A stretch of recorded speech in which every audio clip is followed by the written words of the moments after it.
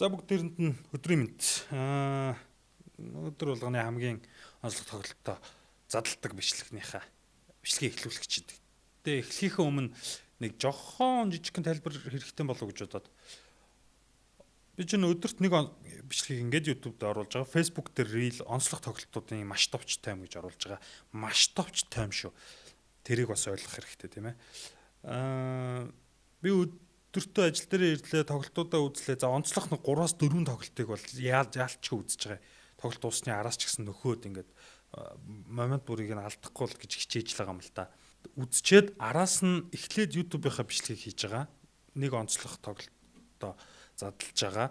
За тэр бичлэгийн маань энэ бичлэгийн маань процесс яаж явж байгаа вэ? Би тоглолтуудаа үзэж дуусчаад өөрөө дүгнэлтээ хийчихэд за тэгээд энэ сетапуудаа өөрөө тавьж байгаа юм. Тэгээ яриад дуусж байгаа юм. Сетапуудаа хурааж авлаа. Өөрөө эдитлж байгаа юм. За тэгэл бичлэгнийхаа бүх юмыг өөрөө хийж байгаа гэсэн үг. Тэгээд араас нь бичлэгээ оруулчаад араас нь юугаа тайм оруулдаг. Facebook дээр reel. Тэр чинь минут 30-д нэг юм 3-4 онцлог тоглолтыг статистиктэй. За тэгээ багийн амжилттай ярина. Тэрийгээ бас бүх юмаа өөрөө ийн. Тэгэхээр нэгдүгürt надад амжихгүй байх тал гарах гэдэг. Жохо яар үйдэг гэсэн үг. Өдрийн онцлог тоглолтуудыг чинь зэрэг тоглолт үзээд ээж болохгүй тий онцлог тоглолтуудыг зэрэг үзээд ээж болохгүй араас нь үзэн тэгэхээр чи нэг 2-оос 3 мөрийн үед дуусчих жоохоо.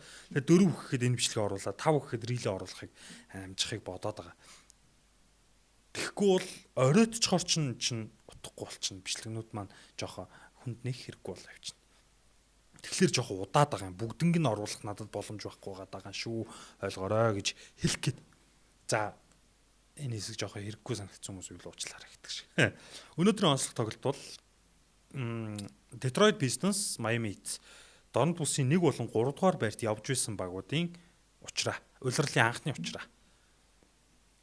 Хоёр талаас ямар багууд хоорондоо учраад харж байгаа гэхээр тоглолтын арга барил хэмнэл шал өөр багууд хоорондоо тулж байгаа. Miami Heat бол маш хурдан довтолдог. Тоглолтын хэмнэлийн хурдаар лигийг тэргүүлж байгаа тий. Манай подкастын өмнөх дугааруудыг үзчихсэн бол хөлгөн маань яриад идэг нэг лигийн түүхэнд байгаагүй маш бага заслан авж байгаа. Бараг л тоглоомнууд нь заслаангүй явж байгаа ийм сонин сакс урд хожид харж байгаагүй сакс үзүүлж байгаа гэд Miami Heat ярьжсэн. Pistons бол нөгөө талдаа юу вэ гэхээр Cade Cunningham дээрээс суурилдаг маш их заслан авч тоглодог. Маш их жоо. Ер нь тоглооных нь гол бүрэлдэхүүн бол заслан авдаг. Cade Cunningham дээр сакс суурилж байгаа учраас хэмнэл маш удаан явдаг. Тим хоёр баг хоорондоо тулж байгаа. За Pistons ер нь яаж дорн бүсийн 1-р байранд яваад байгаа вэ гэдгийг өнөөдрийн тоглолтын эхний үе дээрээс бас ер нь харж шууд харагдана. Яаж вэ гэхээр Cade Cunningham дээрээс бүтэн сакс явж байгаа. Энэ довтлогоон дээр Duncan Robinson маш чухал үүрэгтэй. Duncan Robinson бас манай үлгээ яриад байдаг чинь маш сайн коннектор тоглогч аа. Зүгээр нэг шидэгч биш ээ. Бөмбөг сайн залж чаддаг, бөмбөг сайн ингэ залгуулж чаддаг тий. Доош орж их оноо авах чадвартай. Одоо тийм ч нөгөө нэг юм шилжилт бөмбөний шилжилтэн дээр хэсгсэн шүү дээ. Тэрнээс нэг хэсэг нэг чадвар гэсэн үг биш.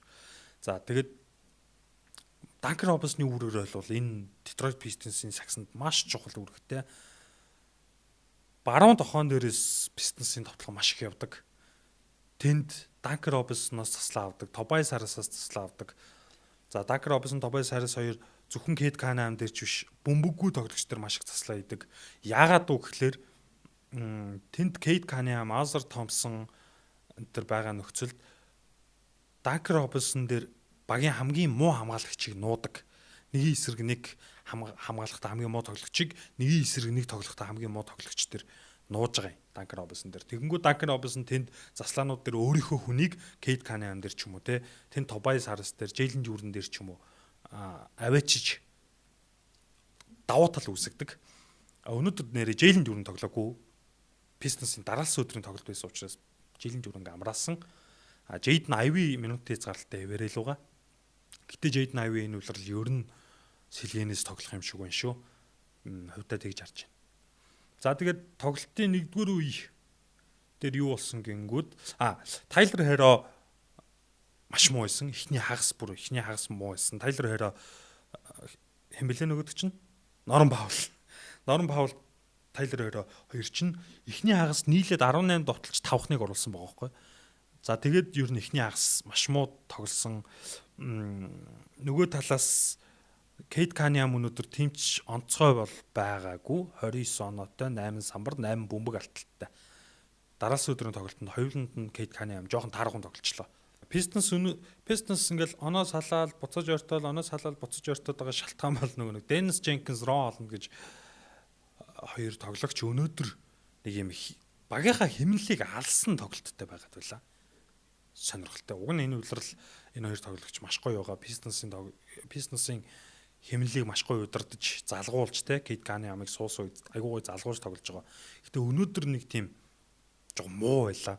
Хамгаалтан дээр товтлогоон дээр айлын дээр нь Майами Хитээс өнөөдөр Келил Вэрийг талбай дээр байхад Pistons-ийн маш амархан 3 шугамны арын товтлого явчихсан. 3-аас айгүй амархан товтлож ирсэн.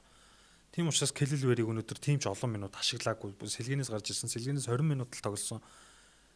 Тэр ч утгаараа жилийн жүүрэн тоглоогүй ч гэлээ тэр ч утгаараа Pistons-ийн бодогтой талбайд Хитээс илүү оноо авсан. Пол Рид, Isaiah Stewart хоёр өнөөдөр сайн байсан. Нэг талаараа нөгөө талаараа Tobias Harris бол Pistons дэрснээс маш онцгой юм гоё цогцож тоглож байгаа тий. За тэгээ Pistons-ийн одоо тэр ингээд заслаан дээрээс хүмүүсээ солиод тэгээд нэгийн эсрэг нэг тоглолт дээр Miami Heat-ийн хамгаалалт жоохон дутаад байла. Тэр ч утгаараа 4-р үед бүр 22 оноо илүү гарсан Pistons. За тэгээд энэ хугацаанд тоглолтын турш ер нь Miami Heat-ийг одоо Хэро, Паул хоёр муу хахад юу амтай байлгасан бэ гэвэл Devin Mitchell дэжгүй тоглож исэн. Нэг талаараа нөгөө талаараа Andrew Wiggins өнөөдөр тоглолтын турш онцгой байсан. Тэгээд уг нь бол оноо ингээд 3 онооны зөрүүтэй 3 онооны зөрүүтэй дуссан. Тэгэхээр гítэл яг үүндээ 4-р үеийн талд гэхэд 4-р үе талдаа ороход 20 оноо илүү байсан Pistons. Эндээс юу болсон бэ гэвэл юу 3 оноо ойрхон болтол үргэлжилж вэ гэвэл Miami Heat-ийн нөгөө улирлын турш яваад байгаа сайн хамгаалалт эндээс хэрэгжиж эхэлсэн. Кейт Каниам 4-р үед 4 оноо авсан, 3 бөмбөг алталтай. Devin Mitchell, Andrew Wiggins хоёр энд бол үнэхээр гахалтай хамгаалж ирсэн. Байм Адэбаёгийн хамгаалт сайн байсан. Хамгаалтын нөлөө нь бол бүр асар том байлаа Байм Адэбаёгийн.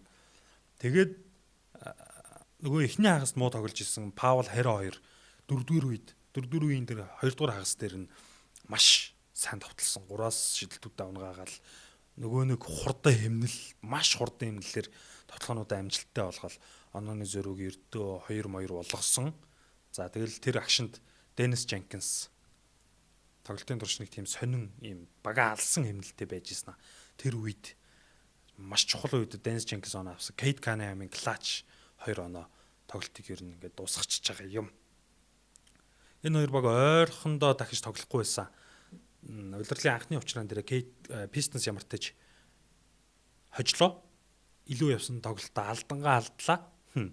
Дараагийн өдрийн тоглолт гэдгийг ойлгож байна. Хит нөгөө талдаа хараа 2 хоног амарчаад орж ирсэн.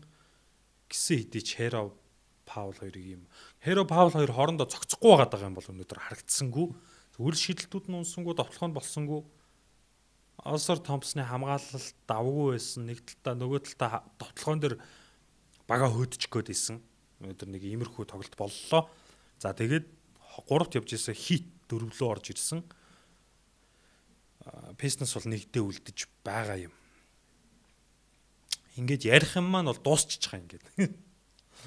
Бичлэгээ яаж дуусна? Ярьж байгаа л дуусгачаад байна гээл тэгээд байгаа. Ингээд эсвэл ингээд нэг юм 30 секунд чимээгүй байж байгаа дуусгачих уу? Яаж дуусгах хэрэгтэй гэдэг юм бэ? Бичлэг гэдэг юм их чинь. Тий юм бэтэ байлаа ч юм уу тийм celebration тэй ч юм уу дуусгараа гэсэн тийм. За тийм юм бодож болохгүй гэсэн.